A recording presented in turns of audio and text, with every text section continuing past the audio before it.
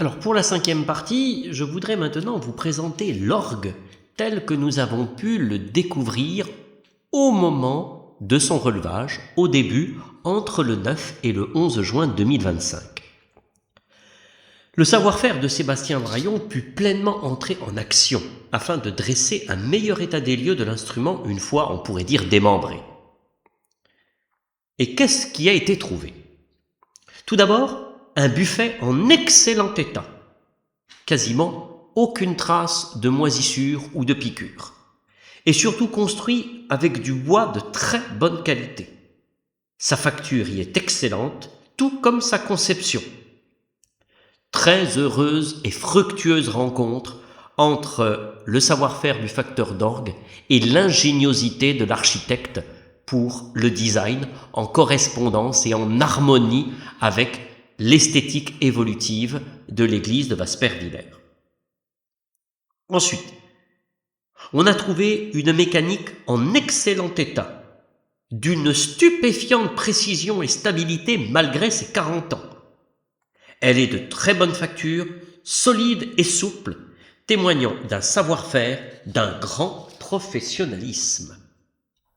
Des tuyaux en bois en excellent état, bien conçus, avec un bois là aussi de grande qualité, des tuyaux en métal qui ne sont pas oxydés, faits dans un bon alliage, avec de bons matériaux, martelés de manière consciencieuse, les soudures sont propres, en parfait état et sans altération.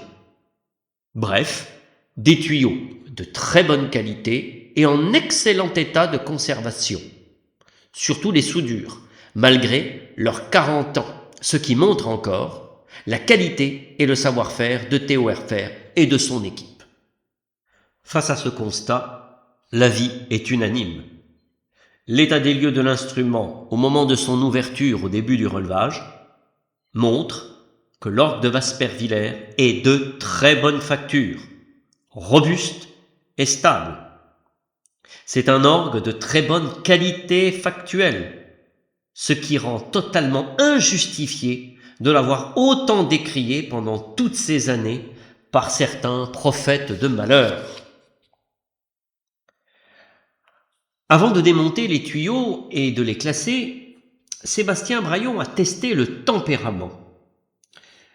C'est-à-dire au moment où Théo Herfer et son équipe ont harmonisé chaque tuyau, ils leur ont donné un tempérament. Et Sébastien Braillon a trouvé qu'il s'agissait du tempérament Jung. D'où la question, au moment de l'accord général, ce que l'on fera à la fin du relevage, tout en conservant l'harmonisation de Théo Herfer scrupuleusement, puisqu'il s'agit que d'un relevage, nous ne sommes pas du tout dans une reconstruction. Allons-nous légèrement modifier le tempérament pour le faire correspondre davantage à celui de l'époque de la Renaissance, d'où il semble puiser sa conception? C'est une question qui restera à discerner et à voir au cours du relevage. Enfin, en démontant et en classant les tuyaux du plein jeu, nous avons pu en reprendre toute la composition et son organisation. Ainsi, nous avons la preuve que par son organisation et la composition de ses rangs, Théo Herfer, en proposant de changer le cornet initialement prévu par Bernard Robertin en hasard 2/2, fait de ce clavier, Hauptwerk, un authentique ripieno italien du XVIe siècle, tel qu'on pouvait le trouver dans la composition des orgues italiens de Montpellier en 1504, de Bordeaux en 1510 et d'Avignon en 1539. L'autre marque italianisante est celle d'avoir des claviers de 51 notes, comme les orgues italiens au XVIe siècle. Tout ce travail de relevage entre le 9 et le 11 juin 2025 aura permis de comprendre le pourquoi de la présence des 2 rangs de montre 8 et des 2 rangs de preste-en-4.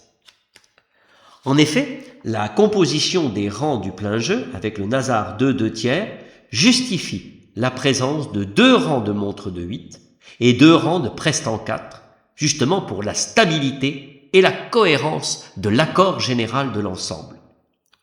D'autant que la pratique des jeux à 2 rangs est typiquement de la période Renaissance, et il est vrai que c'est Bernard Aubertin qui, par son travail de reconstruction à l'identique, aura permis de renouer avec cette pratique ancienne des tuyaux à 2 rangs.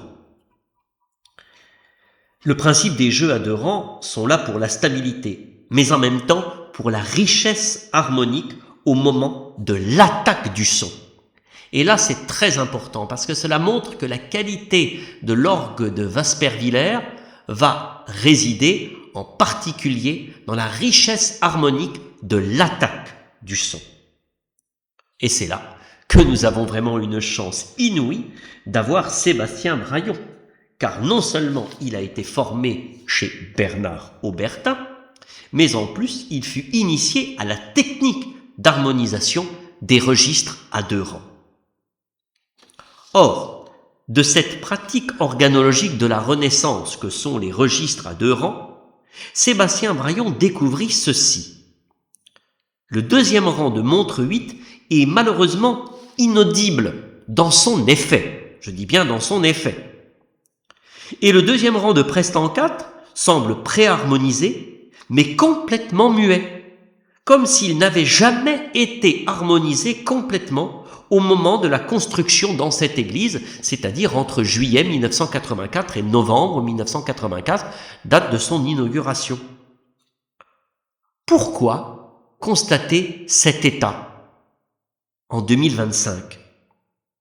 Peut-être que Théo Herfer et son équipe n'étaient pas à l'aise avec la technique des registres à 2 rangs, car il faut bien admettre qu'en 1982-1984, Bernard Aubertin est un avant-gardiste de renouer avec cette pratique ancienne. Alors, quelle conclusion pouvons-nous tirer de la présentation de cet orgue juste au début de son relevage, quand on fait vraiment l'état des lieux de l'instrument au bout de 40 ans? La conclusion serait alors la suivante concernant l'aspect auditif. L'orgue de Waspervillers est quelque part inachevé d'un point de vue auditif. Il y a quelque chose qui reste à entendre, comme une source qui se cache et dont il ne faut qu'un coup de pioche pour que l'eau jaillisse. Tout est là pour que cet orgue sonne, comme si son état était encore retenu, comme s'il était encore à entendre pour une première fois. Alors, comment terminer auditivement cet orgue? Ou plutôt, comment le parachever? Comment le magnifier? Et si l'on prend un terme religieux, comment le transfigurer? Comment transfigurer ce son de 1984 et le faire entendre en parfaite cohérence avec nos découvertes, comme jamais personne ne l'a encore entendu, même pas ceux qui l'ont souhaité, qui l'ont conçu et qui l'ont financé. Quelque part, chers amis, ce que vous allez entendre tout à l'heure lorsqu'il va se réveiller sera presque une première.